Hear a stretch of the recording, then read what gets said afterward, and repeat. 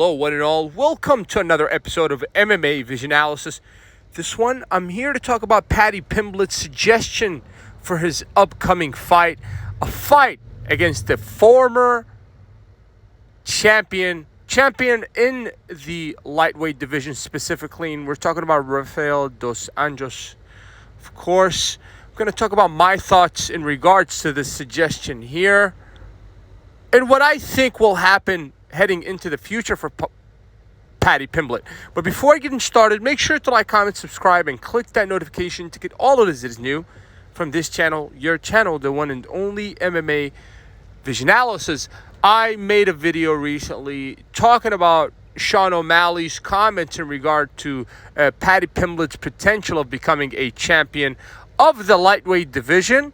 I added my 2 cents into the mixture. And what I was saying in a nutshell is that how can we expect the guy to be a champion of the division, with all respect to Paddy here, when he's facing guys that either are not top-ranked opponents or guys that are on their way out or well on their way out of the game, or both, okay? So when we think of Tony Ferguson, with all respect to Il Cucuy, huge fan till this day. I'm just not a huge fan of seeing Il Cucuy taking punishment.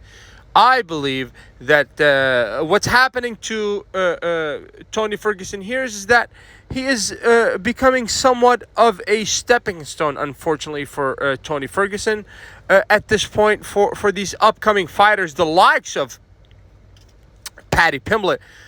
Bobby Green win, not a top 15 guy. Actually, the only 15 on Bobby's record is the losses that he has on his record, with all respect to Bobby Green here. But I'm trying to make a point here. And now Paddy's latest suggestion is that he wants to fight a Rafael dos Anjos, a guy that's close to his 40s. If I'm not mistaken, Rafael dos Anjos is probably 40 at this time. I could be wrong.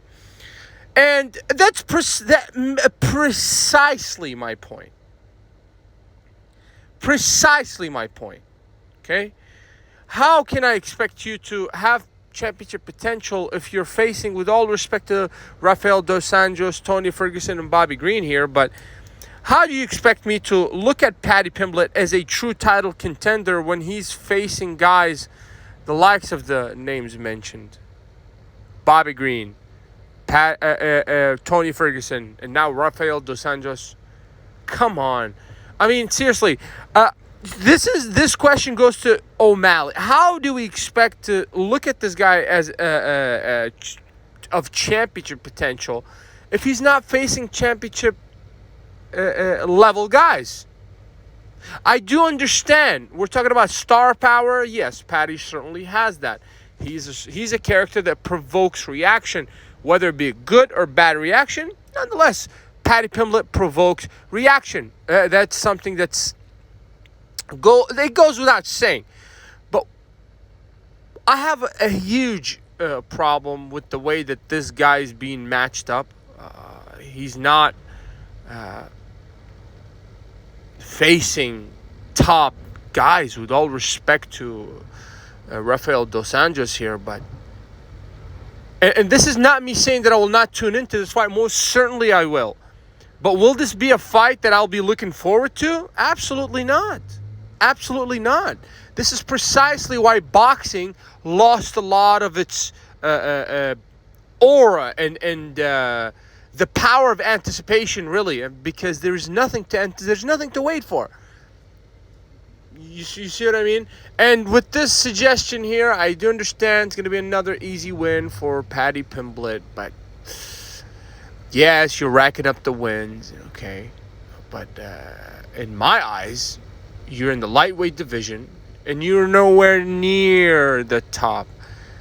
You can face 10 guys like King Green, and with all respect to King Green and Rafael dos Anjos here, and really, you'd be in such delusion in terms of your actual form that when you go to face a top 5 guy, you'd be in a shocker. Because those guys are just different level. So I'm not trying to discredit Paddy Pimblett here. I'm just saying, if some of us are to consider this guy a championship potential, has championship potential, then we have to see the guy against top 5 guys. Otherwise, he's just racking up the W's against the guys, with all respect to Tony Ferguson, Bobby Green, and Rafael dos Anjos here. But I look at all those guys at this point of their career, it's just stepping stone. This might be harsh, but this is the reality. In terms of matchmaking, fantastic. In terms of a Bobby Green, a Paddy Pimblett, for him in his camp, absolutely amazing. They're doing a great job picking opponents. But for us, the viewers, we like to see close competed fights, back and forth wars. You understand? I understand, yes, there is entertainment with the lower ranked opponents, but I'm just not a fan of hyping the dude up when he hasn't truly faced top contenders. That's all I'm saying. Paddy Pimblett is nothing more than a top 15 guy at this point. This is not to discredit the top 15 guys. Still, you're top 15 on the planet. So out of the whole world, you're top 15. And we all know that the UFC, highest level there is. Point blank, period. This is not to discredit the top 30 guys, right? Still, anybody that enters the octagon, I have nothing but respect for. But we have to be cautious with who we give championship potential to, or think has championship potential. Because there's a huge difference between top 5 and the rest of them. If you made it this far, appreciate you for sticking around. Please let me know what you think in the comments, and like, subscribe for more.